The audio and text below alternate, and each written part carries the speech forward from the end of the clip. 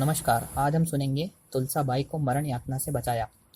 तुलसाबाई की शादी टाकलघाट से नज़दीक मुरेश्वर खापरी में हुई थी। उसके पति का नाम शंकर पाटिल था।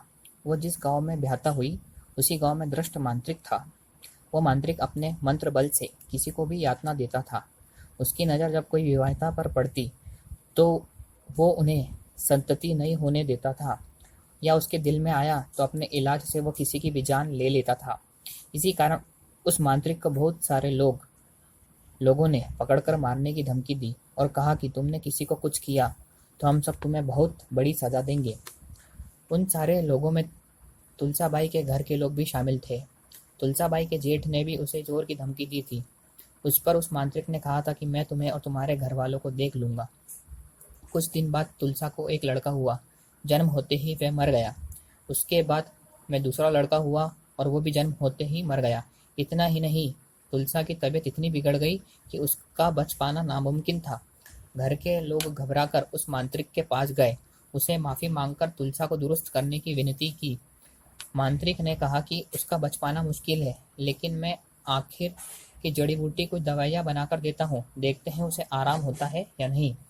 उसकी दवाई में मांत्रिक ने संतति न होने की दवा मिश्रित की थी। तुलसा के घर वालों को इसके बारे में कुछ भी जानकारी नहीं थी। वे सीधे साधे लोग थे। आगे चलकर तुलसा को कोई संतति न हो पाई। उस दवाई से तुलसा की तबीयत तो सुधर गई, लेकिन जीवन भर कितना भी इलाज करके उसकी संतति नहीं हो सकी। यह सब करने पर भी मांत्रिक का समाधान बिल्कुल नहीं हुआ। उसने तुलसा के कमर में मंत्र से एक फोड़ा कर दिया। उस फोड़े का धीरे धीरे बहुत बड़ा घाव हो गया। इससे तुलसा को ऑपरेशन करवाना पड़ा।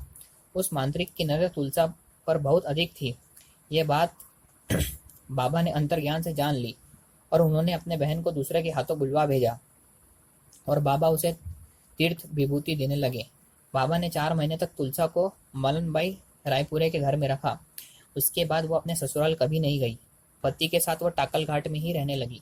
बाबा को कोई वक्त कहने लगे, बाबा, आपकी सगी बहन होकर भी आपने उसकी तरफ ध्यान क्यों नहीं दिया? तो बाबा बोले, मैं मोह माया से अलिप्त हूँ, मैं किसी भी नाते रिश्तों से वंचित हूँ। फिर भी तुलसा मेरे पास पहले आती तो उसका सब कुछ अच्छा हो जाता। लेकिन वो लोग उसी मांत्रिक के पास क्षमा याचना करते हुए चले गए।